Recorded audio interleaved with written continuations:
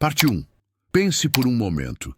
Se Deus é justo, amoroso e todo-poderoso, por que Ele permite a pedofilia? Essa pergunta pode ser desconfortável, mas é uma das questões mais profundas e perturbadoras que podemos fazer sobre a existência de um Deus justo em um mundo cheio de injustiças tão cruéis. Hoje, vamos mergulhar fundo nessa questão, trazendo reflexões históricas, teológicas e acadêmicas para tentar encontrar respostas que desafiem as crenças tradicionais. E a última resposta que exploraremos será a mais poderosa e transformadora de todas. Antes de continuar, inscreva-se no canal Além da Bíblia Cortes. Deixe um like. Compartilhe este vídeo com quem você acredita que precisa ouvir essas reflexões. E comente suas opiniões. Revelações surpreendentes estão por vir, e elas podem mudar a maneira como você compreende Deus, a justiça e o sofrimento humano. Agora, voltemos à questão. Por que Deus permitiria algo tão monstruoso? Para muitos teólogos e estudiosos, essa pergunta é central no que chamamos de problema do mal. Desde os tempos de Epicuro, o filósofo grego, já se discutia como pode existir um Deus onipotente e bondoso em um mundo onde o mal é tão evidente. A pedofilia é talvez um dos exemplos mais extremos de mal moral, e é impossível abordá-la sem uma análise honesta e crítica da teologia tradicional. A visão tradicional costuma oferecer algumas respostas, mas será que elas se sustentam diante de uma análise acadêmica histórico-crítica? Muitos religiosos dizem que Deus permite o mal para preservar o livre-arbítrio humano. Mas será que isso justifica o sofrimento de inocentes? Em Gênesis capítulo 1, versículo 27, lemos que o ser humano foi criado à imagem e semelhança de Deus. Mas como essa imagem divina pode coexistir com tamanha depravação moral? Outros argumentam que o sofrimento tem um propósito maior, algo que Deus usará para ensinar, moldar ou corrigir. Mas essa explicação também parece insuficiente quando colocada diante da dor real de crianças que foram vítimas de abuso. Como justificar a dor de uma criança pequena com a ideia de que Deus tem um plano maior? Será que o preço desse plano justifica o sofrimento extremo e irreparável? Segundo a análise histórico-crítica da Bíblia, a ideia de um Deus todo-poderoso e plenamente bom não está presente de forma uniforme em todos os textos bíblicos. No livro de Jó, por exemplo, Deus permite que Satanás teste Jó, um homem justo, destruindo sua família e sua saúde. Jó capítulo 1, versículos 6 a 12, apresenta um Deus que parece mais interessado em provar um ponto do que em proteger o inocente. Esse texto desafia a visão tradicional de um Deus que não tolera o sofrimento de seus filhos. Mas, se olharmos para os textos bíblicos de forma crítica, percebemos que eles refletem também as limitações culturais e filosóficas de sua época. Muitos estudiosos, como Bart Ehrman, apontam que a ideia de um Deus completamente justo e amoroso só foi sendo desenvolvida ao longo do tempo, muitas vezes em tensão com a realidade cruel do mundo. Será que a visão tradicional de Deus precisa ser revisitada para fazer sentido diante de atrocidades como a pedofilia? Pense no que estamos discutindo. Como seria possível para um Deus todo-poderoso e amoroso permitir que crianças, seres tão vulneráveis, sejam vítimas de um dos atos mais horrendos possíveis? Essa reflexão nos leva a questionar se a própria ideia de justiça divina, como geralmente compreendida, não é mais complexa e talvez até contraditória. E agora, eu pergunto a você, já refletiu sobre como conciliar a ideia de Deus com as atrocidades humanas? Se chegou até aqui, compartilhe sua opinião nos comentários. Se você acha que essa é uma questão que merece ser discutida, continue acompanhando. No próximo bloco, vamos explorar mais a fundo os argumentos históricos e teológicos que tentam explicar esse dilema, além de trazer perspectivas que podem surpreender você. Parte 2. Vamos continuar essa reflexão desafiadora. Se Deus é justo, Como ele pode permanecer em silêncio diante de algo tão terrível quanto a pedofilia? Para responder a isso, precisamos revisitar a história da teologia e compreender como diferentes tradições religiosas e filosóficas lidaram com o problema do mal. Um dos argumentos mais comuns usados para defender Deus diante do sofrimento humano é o chamado teodiceia do livre-arbítrio. Essa ideia afirma que Deus concedeu aos seres humanos a liberdade para fazerem escolhas, mesmo que algumas dessas escolhas causem dor a outros. Mas será que essa liberdade irrestrita faz sentido quando confrontada com o sofrimento de inocentes? Estudiosos como John Hick, um dos maiores defensores da teodiceia do livre-arbítrio, argumentam que o mundo é um vale de desenvolvimento, onde os seres humanos crescem espiritualmente ao enfrentarem desafios. Porém, isso levanta uma questão incômoda. Qual crescimento espiritual pode justificar a dor de uma criança vítima de abuso? Será que essa explicação não falha ao ignorar a desproporção entre o sofrimento e qualquer benefício moral ou espiritual que possa surgir disso? Se olharmos para a Bíblia com uma análise crítico-histórica, encontramos momentos em que a ideia de justiça divina parece falhar diante da realidade humana. No livro de Jeremias, capítulo 12, versículo 1, o profeta clama: "Por que o caminho dos ímpios prospera? Porque vivem em paz todos os que agem traiçoeiramente?" Esse questionamento ecoa a perplexidade de milhões de pessoas ao longo da história. Se Deus é justo, por que ele permite que os malfeitores prevaleçam? Além disso, há passagens na Bíblia que mostram Deus permitindo, ou até ordenando, atos que hoje consideramos moralmente indefensáveis. Em Deuteronômio, capítulo 20, versículos 10 a 18, vemos instruções para a destruição total de cidades inimigas, incluindo a morte de mulheres e crianças. Como conciliar isso com a ideia de um Deus justo e amoroso? Será que a própria Bíblia reflete uma visão de Deus que é, em si mesma, problemática? A crítica histórico-acadêmica sugere que muitos textos bíblicos foram escritos em contextos culturais específicos, onde a violência era aceita como parte do funcionamento do mundo. Isso implica que as concepções de Deus apresentadas na Bíblia podem não ser universais ou definitivas, mas sim reflexos das limitações humanas da época. Estudiosos como Elaine Pagels argumentam que a compreensão de Deus evoluiu ao longo do tempo, adaptando-se às necessidades e questionamentos das sociedades que transmitiram essas narrativas. E quando trazemos isso para o tema do nosso vídeo, a pedofilia, a questão se torna ainda mais inquietante. Como um Deus que, segundo o Salmo 139, versículos 13 a 16, formou o ser humano no ventre e conhece todos os seus dias, pode permitir que uma criança seja violada? A resposta tradicional de que os caminhos de Deus são misteriosos, como em Romanos capítulo 11, versículo 33, pode soar vazia e até insensível para quem busca entender a lógica divina. Pense nisso. Será que Deus, sendo todo-poderoso, não poderia intervir diretamente para evitar atrocidades como essas? Ou será que sua justiça opera de uma forma tão diferente da nossa compreensão que nos escapa completamente? E se for assim, como podemos confiar em um Deus cuja justiça não conseguimos compreender? Essa reflexão nos leva a considerar teorias alternativas. Uma delas é a visão de que Deus, longe de ser um manipulador de cada evento no universo, concedeu ao mundo uma autonomia que inclui a possibilidade do mal.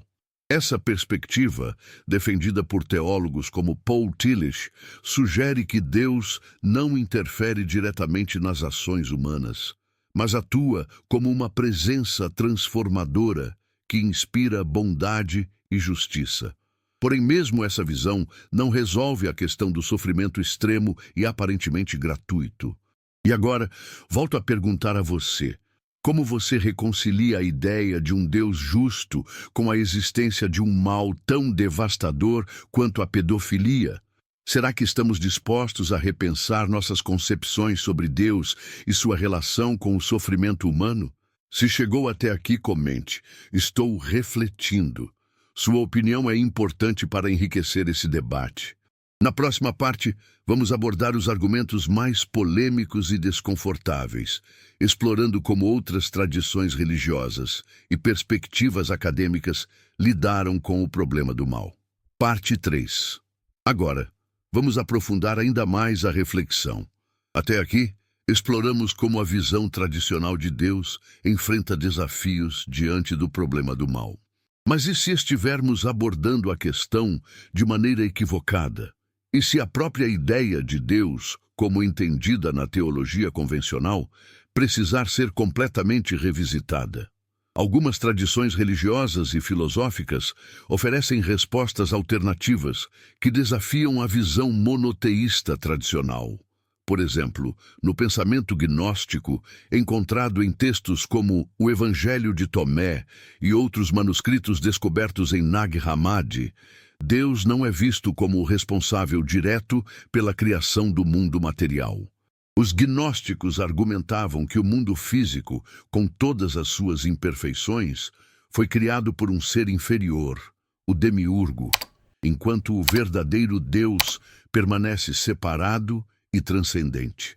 Embora essa ideia seja controversa, ela apresenta uma explicação interessante. O mal no mundo seria resultado de uma criação imperfeita, não da vontade direta de um Deus justo. Outro ponto de vista crítico vem da teologia processual, defendida por filósofos como Alfred North Whitehead e Charles Hartshorne. Segundo essa perspectiva, Deus não é um ser onipotente no sentido tradicional, mas sim um parceiro no processo contínuo de criação. Deus seria limitado em sua capacidade de evitar o mal, mas profundamente comprometido em redimir e transformar o sofrimento humano. Essa visão sugere que Deus trabalha dentro das leis naturais e das escolhas humanas para guiar o mundo em direção à bondade, mas não tem o poder de intervir arbitrariamente em cada situação. Voltando à análise crítico-histórica da Bíblia, percebemos que o próprio conceito de Deus evoluiu ao longo dos textos bíblicos. Nos livros mais antigos, como os textos atribuídos a Moisés, Deus é frequentemente retratado como um guerreiro tribal, preocupado em garantir a sobrevivência de Israel. Já em textos mais tardios, como nos Evangelhos, vemos a ideia de um Deus compassivo e amoroso, preocupado com a redenção de toda a humanidade. Essa evolução reflete as mudanças culturais, filosóficas e teológicas de cada época. Mas mesmo essa evolução teológica não resolve o problema central. Porque Deus, seja ele onipotente ou limitado, não impede o mal diretamente. Afinal, se acreditamos em um Deus que intervém na história, como nos milagres descritos na Bíblia, por que ele não agiria para impedir atrocidades como a pedofilia? Vamos voltar ao livro de Jó. Nesse texto, Deus permite que Satanás teste Jó de maneiras terríveis, incluindo a perda de seus filhos e sua saúde. No final, Deus responde a Jó de forma enigmática, afirmando que sua sabedoria está além da compreensão humana.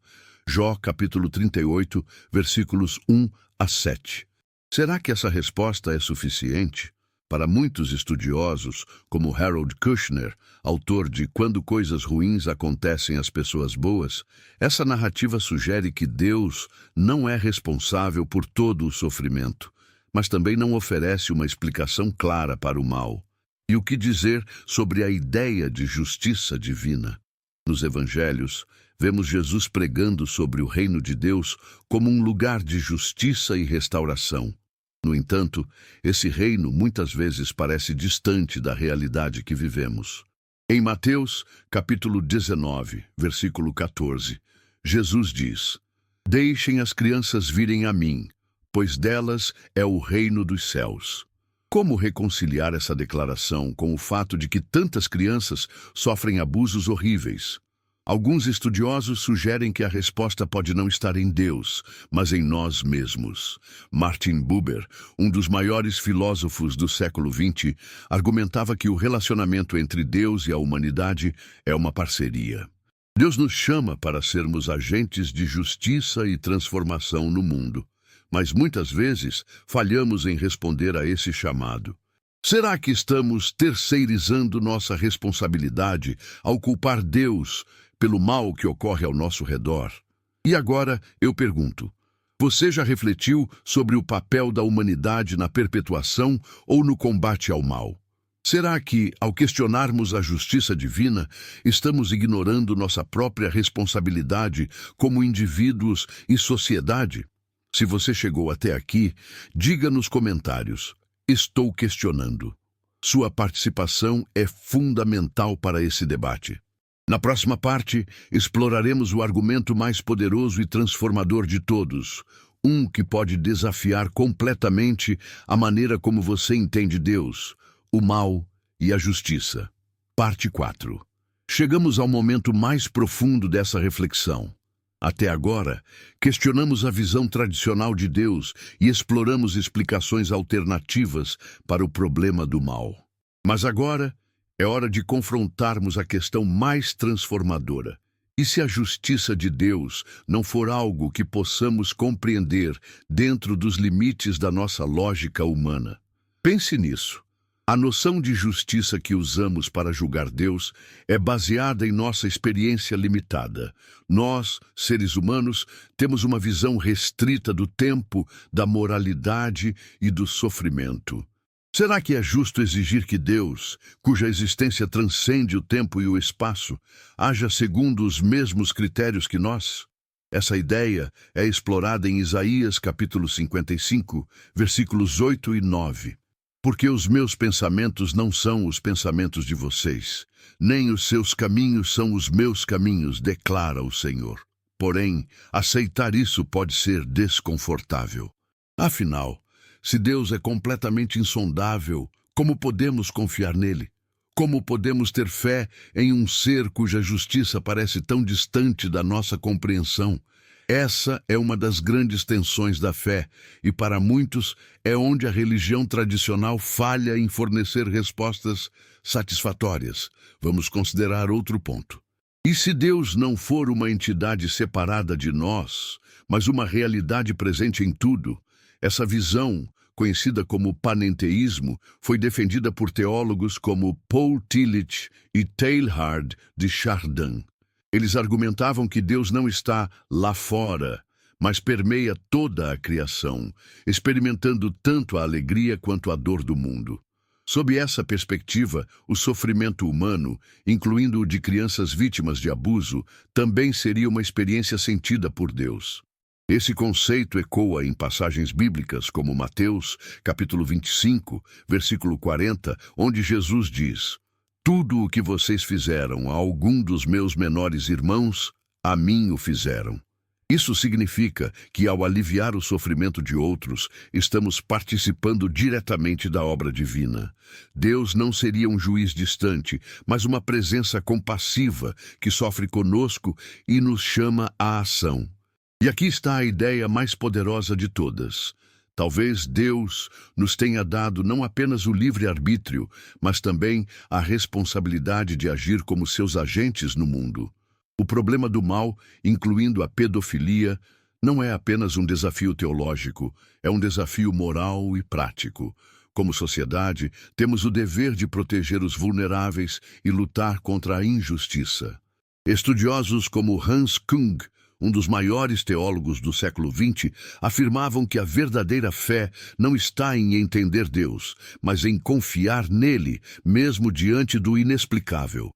Essa confiança, no entanto, não deve levar à passividade. Pelo contrário, deve nos motivar a agir. Se acreditamos em um Deus justo, então somos chamados a refletir essa justiça em nossas ações. E agora, pense novamente na pergunta inicial. Se Deus é justo, por que ele permite a pedofilia? Talvez a resposta não esteja apenas em Deus, mas em nós. Deus pode estar nos chamando como humanidade para sermos os agentes de mudança que o mundo precisa. Talvez a verdadeira justiça divina não seja algo que recebemos passivamente, mas algo que somos convidados a construir ativamente. E você, o que acha? Está disposto a repensar sua visão sobre Deus, a justiça e o mal? Se chegou até aqui, escreva nos comentários: eu quero ser agente de mudança. Antes de encerrar, quero agradecer por ter acompanhado essa reflexão até o fim. Inscreva-se no canal Além da Bíblia Cortes, deixe seu like e compartilhe este vídeo com quem você acredita que precisa ouvir essa mensagem. E não perca os vídeos recomendados que aparecem na tela agora. Em um deles, exploramos os mistérios da criação sob uma perspectiva crítica, e no outro, discutimos como a Bíblia aborda o sofrimento humano. Essas reflexões podem mudar a maneira como você entende a história e a fé. Até a próxima!